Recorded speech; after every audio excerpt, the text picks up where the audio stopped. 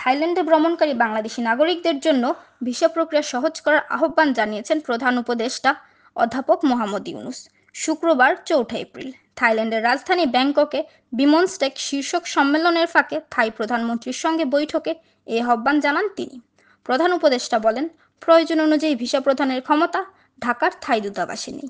ফলে দীর্ঘ বিলম্ব এবং থাইল্যান্ডে ভ্রমণের জন্য বাংলাদেশিদের ভিসা পেতে দীর্ঘ সময় ধরে অপেক্ষায় থাকতে হয়। বিশেষ করে থাইল্যান্ডে চিকিৎসা নিতে আসা বাংলাদেশিরা বেশি এই সমস্যার সম্মুখীন হন বলে জানান ডক্টর ইউনুস। প্রত্যুত্তরে বিষয়টি দেখবেন বলে জানিয়েছেন থাই প্রধানমন্ত্রী পিতংতান সিনাওয়াত্রা। ডক্টর ইউনুস দুই দেশের মধ্যে বাণিজ্য, জাহাজ চলাচল ও সমুদ্র সম্পর্ক ও বিমান যোগাযোগের সম্প্রসারণেরও আহ্বান জানান। তিনি বলেন, চট্টগ্রাম থেকে ফ্লাইট চালু করলে বাংলাদেশ ও থাইল্যান্ডের মধ্যে ভ্রমণের সময় কমানো যেতে পারে। এক দশকেরও বেশি সময় আগে চট্টগ্রাম ও থাইল্যান্ডের পর্যটন শহর চিয়াং মাইয়ের মধ্যে এয়ার এশিয়ান ফ্লাইট চালুর ফলে যে প্রভাব পড়েছিল সে কথা তিনি স্মরণ করেন।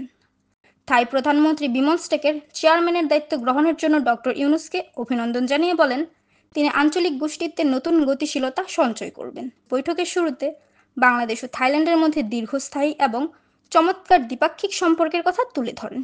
তিনি ১৯৭২ সালে স্বাধীন বাংলাদেশকে থাইল্যান্ডের প্রাথমিক স্বীকৃতিতে গুরুত্বপূর্ণ ভূমিকা পালনকারী প্রয়াত রাজা ভূমিবলের প্রতিও শ্রদ্ধা জানান। সাদিয়া ইসলাম, নিখাত খবর, ঢাকা।